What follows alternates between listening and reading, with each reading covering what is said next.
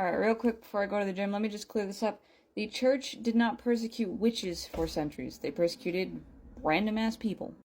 I have an entire chapter on this in Discovering Christian Witchcraft. There are a bunch of sources there. I will kind of post them on here as well as I'm talking about it. So first of all, the witchcraft craze didn't hit every part of Europe at the same time in the same way. Eastern Europe was way more lax about any accusations of witchcraft than all of Western, Southern, Northern Europe, basically. In Eastern Europe, like Russia, Ukraine, and all those kinds of areas, it wasn't really a burn at the stake kind of situation, and it was also mostly men getting caught because men actually would have the physical proof of doing spells and stuff. They actually had written tomes that would be brought to court. But for the most part, very, very, very few people were ever killed as witches. They were more just kind of put on house arrest, sent to a monastery to chill out, or some other such thing. Another thing about those extreme witch cases in Eastern Europe is that they had to do with egregious behavior outside of the witchcraft.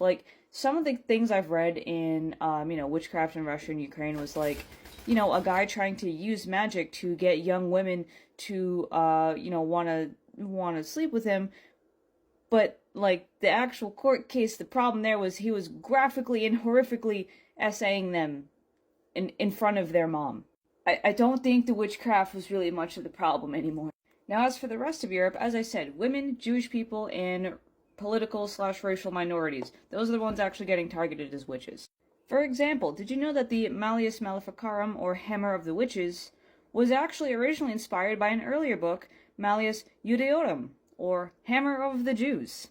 You really can't make up the level of shit that, Jewish people have gone through in the past, 2,000 years. And when you know even, half of the details of 2,000 plus years of anti-Semitism, of pain and fear and oppression, it becomes really easy to see how an ethno-state, modern imperialist one like Israel, grabs onto it and weaponizes it to justify their own abuses. But that's another story.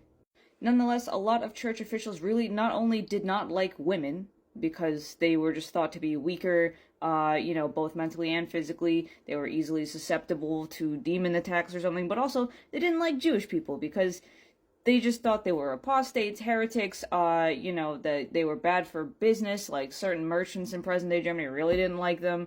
And so they ended up getting stuck in the shit pot together by people who wanted to get rid of them with really convenient excuses like witchcraft. And of course, herbalists and things also did get targeted. That is something that happened in my area, the Slovenians, and that's because the church wanted to consolidate power instead of having, the plant just inherently be magical on Midsummer, bring it to the church and we'll bless it, we'll make it magic, stuff like that.